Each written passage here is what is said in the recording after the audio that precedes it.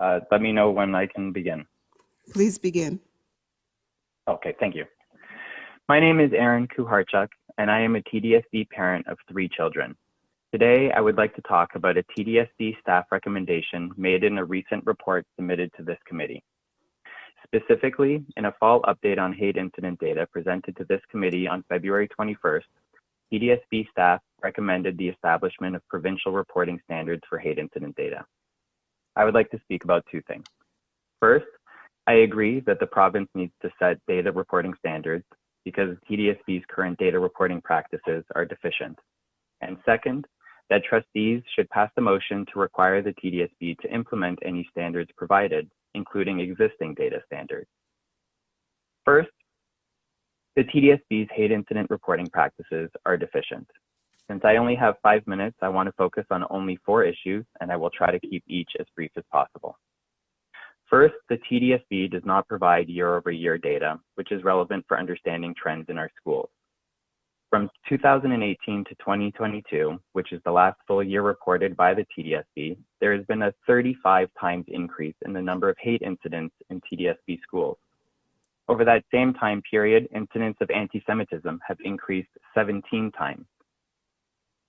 Second, the TDSB does not report per capita values, which show that Jewish students are hugely disproportionately impacted by hate incidents. According to the most recent TDSB data, Jewish students make up 3.5% of all students, but are subject to 15% of all incidents of hate. Third, the TDSB does not provide any comparisons to understand the gravity of the situation in our schools. For example, there were 69 incidents of anti-Semitism at TDSB schools this past fall. 69 incidents in a 4-month period. For reference, in the entire year of 2022, there were 65 reported incidents of anti-Semitism reported to Toronto Police for the entire city of Toronto. Fourth, the TDSB is not forthcoming with relevant information. The mid-year report that contains this recommendation is the perfect example. The report was requested this past October as a result of concerns of a rise in incidents of hate, including incidents of anti-Semitism. Yet the report is not forthcoming about the rises in incidents of hate. The extent to which the report covers an increase in anti-Semitism, it says, quote, "The proportion of anti-Semitic incidents has increased by approximately 5 percentage points," end quote. That is all that it says about the rise of anti-Semitism in our schools. However, if you consider the number of incidents rather than the proportion of incidents, you would see that the incidence of anti-Semitism almost tripled compared to the same time period the year prior. I will say that again. The TDSB report chose to cover anti-Semitism by saying the proportion increased by 5 percentage points, instead of mentioning that the total number of incidents of anti-Semitism tripled. Which is all to say, I think the TDSB data standards for reporting hate incidents is woefully deficient to the point of being misleading. And consequently, I agree with the TDSB staff recommendation that the province should establish data standards to ensure that our trustees and the public are adequately informed. The second thing I would like to discuss is the need for a motion that requires the TDSB to comply with any guidance provided by the province, including currently issued data standards like Ontario's anti-racism data standard.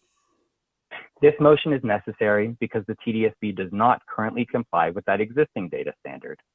Specifically, the TDSB does not comply with Section 5 of Ontario's anti-racism data standard, which speaks to the release of data and results of analysis to the public. For that reason, I strongly urge our trustees to pass a motion requiring the TDSB to A, formally seek such data standard guidance from the province as recommended by TDSB staff, B, require compliance with any guidance provided by the province, as well as requiring compliance with existing data standards, such as Ontario's anti-racism data standard, and C, publish all underlying hate incident and anti-racism data for the past 3 years so that the public can understand what is happening in our schools. Thank you, and anyone please feel free to ask me any clarification question about any of the statistics that I have provided. The TDSB reports are not super forthcoming with this data, and most requires calculations that I am happy to walk anyone through. Thank you. Thank you for your delegation, Mr. Kuharchuk. Kararchuk. Excuse me. So we No do problem. have some questions of clarification. The first trustee I have is Trustee Dawson.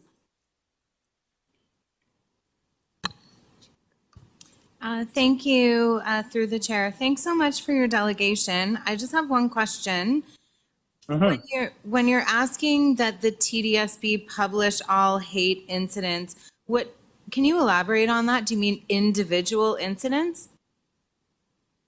No. I mean there obviously needs to be a de-anonymization of relevant information, but I think beyond what is required to de-anonymize the information, it should be published. So yeah, so for instance, some of the things that I mentioned, providing a per capita basis, it shouldn't be required for somebody like me to pull up 4 different TDSB reports to understand this information. It should be clearly presented to the public. The total number of incidents of anti-Semitism, for instance, is something that I had to calculate from the mid-year report because it wasn't stated in the report. So even just the number of incidents of anti-Semitism, for instance, is not something that was included in that mid-year report. So I think that there's a lot of data and information that could be provided that is not currently being provided. Okay, and the way that it's presented matters is what I'm hearing as well.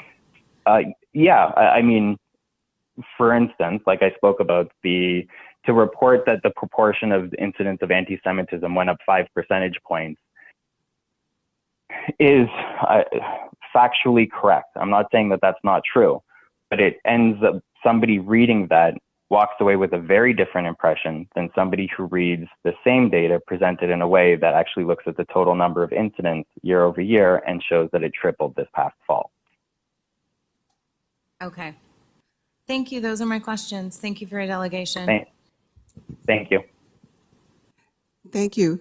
The next trustee on the speaker's list, Trustee Pei. Thank you, Madam Chair. Aaron, thank you for your delegation. I just have a clarification this question regarding some numbers. So you mentioned that the actual number actually tripled. We compare 2022, while when I report only report a 5% increase.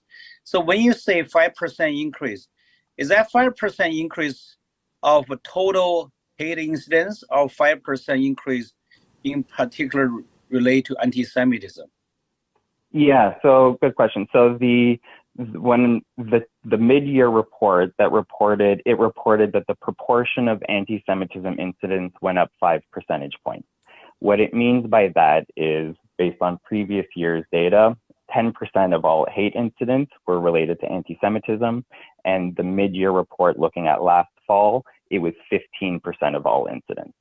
So it said that the total proportion of anti-Semitism incidents went up 5 percentage points. You could also say that the proportion of anti-Semitism incidents went up 50%, or you could also look at it from the total number of incidents of anti-Semitism to see that it tripled. So it's all different ways of presenting that data, but the question that you're asking about is what that 5 percentage points means. And what the mid-year report was referring to was that it went from 10% of all incidents of hate to 15% of all incidents of hate. But as I spoke about in my remarks, I think that that's burying the lead. Okay, can you clarify what's the population, percentage of a Jewish student in a TDSB? I think you mentioned, is that 3.5%? The most recent data would have been in the most recent census that came out, and that was 3.5%. So if you look at the total proportion of incidents of hate related to anti-Semitism, it is 15% of all incidents relate to a community that makes up 3.5% of the student population. The previous census was 2%. Jewish students were 2%. So. Okay, so basically, if you do a simple math, 3.5%, that counts 15%. So for this 0.5%, they almost they have 5 times higher than the next. What's the next group, by the way? Do you know? What's the next group? Highest the number. highest proportion or the highest per capita rate. Yeah. It's anti-Black racism and anti-Semitism are by far the largest on a per capita basis. I believe that they're both roughly five-fold increase over their population. Okay, so in your mind, what's your recommendation for the board? So to rectify, this report in the future. Well, I think that given that this information is hard to come by, you have to look at several different reports and pull out a calculator just to come up with these statistics that I've been able to present you today. I would recommend the trustees pass a motion requiring the publication of all data for the last 3 years so that the public can just do the analysis itself. I don't think that I can really rely on I'm going to have to TDSB interject. report. The time has expired. My apologies. We gave you a little bit extra time to respond. So are there any other trustees who have a question of clarification? Chair and Madam Chair, I just want to say thank you to the delegates. Thank you, Aaron. Thank you. Thank you so much. Any other questions? We don't have any other trustees with questions of clarification. So just extending our thanks again, Aaron, for coming and delegating to this PSSC committee, and have a good evening. Thank you, you too.